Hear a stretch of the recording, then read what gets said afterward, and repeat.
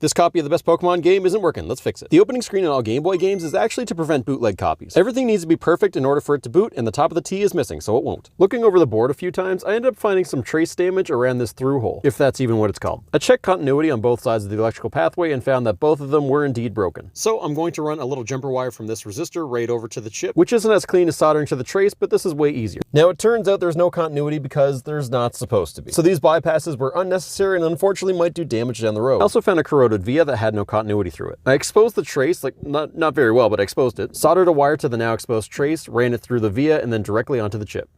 And those did the trick. I tidied up my wire work, then put some solder mask on and cured it with UV light. Now if the damage was too much, I could buy a replacement PCB and move all the components from the original over to the new one to make sure it would work. You can find some of these PCB replacements on PCBWay's website. Under their shared projects, there's a creator named Nick who has made multiple variations of this board that can work for your games. Let's save the consoles, and also Pokemon Yellow is way better than Pokemon Red and Blue. Fight me.